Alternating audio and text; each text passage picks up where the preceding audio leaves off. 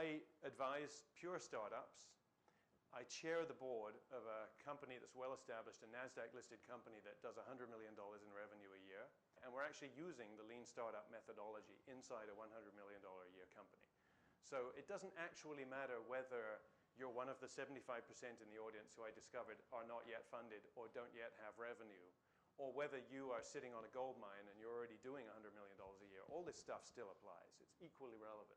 For a moment, you experience the high, a first moment of entrepreneurial weightlessness. And then you discover, much to your horror, that somebody got there first and that this is a real problem. But then you go back, you open up your marketing textbooks and you revisit that well-known construct and much overused construct, differentiation. And so you come up with some differentiation. Make sure, by the way, that it's differentiation your customers actually care about. Not, we're the only one in the industry to use left threaded screws. That may be good, but customers may not care about it. So you come up with some differentiation, whether people care about it or not. And if they care about it enough, they might go into an evaluation process. They might try it out. But you go into eval hell, where you stay for an extended period of time. And what's really going on is you don't quite have your value proposition sorted out yet. There's something to do with your business model that's wonky, and that your customers are not willing to go to the next stage with you. But they'll continue to try it, provided it's free and doesn't take too much of their time. And then something amazing happens, like the most extraordinary event ever known to entrepreneurs is you get an order. And then an equally astonishing thing happens, which is you don't get a second one. And so you experience this mammoth high and low, and usually on your way between these two waypoints, the cash runs out. And you have very angry investors who are in this horrible state. Here's another lesson for you. If you sell through distribution channels, never, ever, ever take their word for it.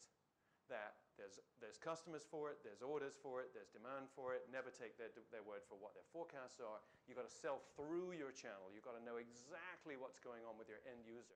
Well, I have an idea, but that's not enough. In order for the idea to be a business, I actually need to complete a thing called the business model canvas. Anyone know what that is?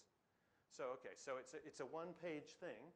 And it has not only your value proposition, which is typically the one thing you come up with as an entrepreneur. I have an idea. God, it must be great. And then you go out finding a customer. But it disaggregates the idea into your value proposition. Who would buy it? How much would they buy it for? What are their alternatives?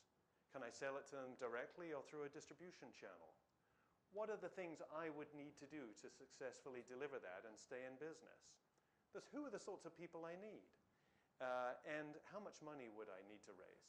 Right? So it disaggregates your idea into all the constituent parts that would actually make that idea a viable business. And by the way, I didn't put this on the slide, but something that really works well is storytelling. So as your enterprise gets older, keep documenting. If you've done what I've prescribed and you've documented everything at every stage, occasionally, once every year or two, look back and do a little slide presentation, maybe 2 or 3 slides, about what happened that year. And very soon you're going to have the corporate history all locked up in a really amusing and entertaining way for newcomers who will really enjoy that. Most of the time, an entrepreneur will describe the anti-gravity machine when trying to solicit interest in their idea. Don't do that. Describe what you're actually going to deliver as objectively as is possible for you as the owner of the idea, with all its deficiencies and shortcomings and the fact that it's not backwards compatible and it doesn't have all those kind of historical features that a product in your space needed to have. You need to be clear with your early customers that it's not going to have any of that stuff. It's going to be big, it's going to be ugly, it's going to be expensive, but it's going to do this one thing really well. Would you still buy it? You've got to stay grounded. There's a funny line about the difference between a CEO who's visionary and a CEO that has visions. You've probably all heard that one, but